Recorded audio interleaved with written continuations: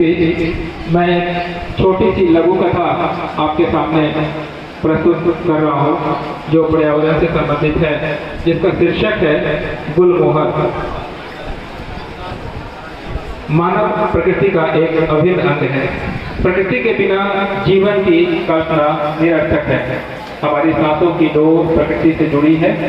ऐसी तमाम बातें हम बचपन से सुनते ही नहीं बल्कि महसूस करते रहे हैं, किंतु आज भौतिकता ने लोगों को इस तरह प्रकृति प्रेम से विरत कर दिया है कि आज उसका प्रतिफल भी प्रत्यक्ष और अप्रत्यक्ष रूप से परिलक्षित होता दिख रहा है।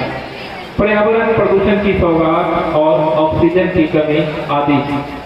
सरकारी तंत्र में एक साधारण शिक्षक की भूमिका में हमने लगभग हजारों पौधे लगाए और औरों से लगवाए होंगे। उन पौधों को बड़े होते देख, उसमें फल और फूल लगे देख आनंद का अनुभव किया।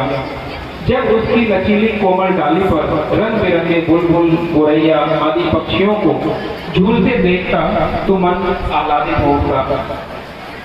और कभी सिर्फ मंगल सिंह सुमन की पंक्तियां याद हो आती जो हमने बचपन में अपनी पाठ्य पुस्तक में पढ़ा था। हम पंछी उन्मुक्त गगन के बस सपनों में देख रहे हैं तरू की ठुनगी पर के झूले।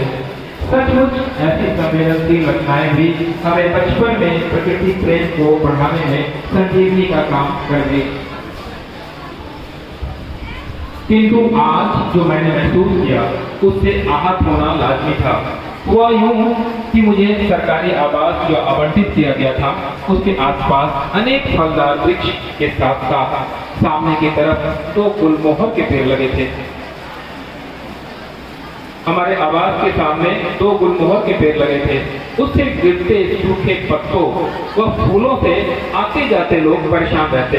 कई बार तो नसीहत देने पहुंच जाते, इसे कटवा दीजिए, बहुत कचरा फैलता है। जबकि पेड़ के नीचे की सफाई मैं खुद करता, झाड़ू लगाता, सफाई करता। पतझड़ के बाद उसमें हरे हरे पत्ते लगते, पीले पीले फूल सबको आकर्षित करते। मैंने उस गुलमोहर के पास ही सीमेंट का एक चबूतरा 2 व्यक्तियों के बैठने लायक लगा दिया।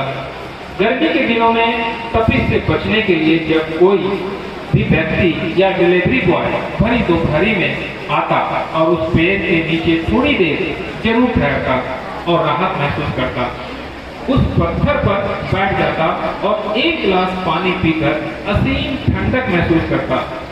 पेड़ों पर पक्षियों की झुंड भी अपनी उपस्थिति दर्ज कराती रहती, मानो पेड़ की डाली कोई पिकनिक स्पॉट हो। सामने वाले क्वार्टर में पांडे जी रहते हैं। उन्होंने अपने क्वार्टर के आसपास बड़ी सफाई कर रखी है। गुलमोहर का एक भी पत्ता उधर उड़ के चला जाता मानो सामत सी आ जाती, तुरंत सफाई करते। वे खुद भी बहुत सफाई पसंद रहते। कुछ महीने पहले उनकी बूढ़ी विधवा माँ रहने आई। जब उन्हें कभी मौका मिलता घर में लगे एसी से निकलकर इन दोनों गुलमोहर पेड़ के नीचे लगे पत्थर पर आकर घंटों बैठती और शीतल छाया उन्हें बहुत भाता। फिर पांडे जी के ऑफिस से आते देख अपने क्वार्टर की ओर चल पड़ती। गुलमोहर में फल भले ही न मिलते हो, किंतु अप्रत्यक्ष जो आनंद मिलता रहता उससे पेड़ काटने की कल्पना सपने में भी नहीं की जा सकती थी। भले पांडे जी नाराज होते रहते। कोरोना महामारी की दूसरी लहर में पांडे जी की पत्नी चल बसी। अब पांडे जी के जीवन में एक अजीब सूनापन है।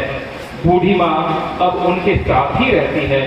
इस बार भी मौसम सुहाना हो गया जब गुलमोहर के पीले पीले फूल खिलखिलाते लहराते दिखे। कहानी समाप्त हुई। तो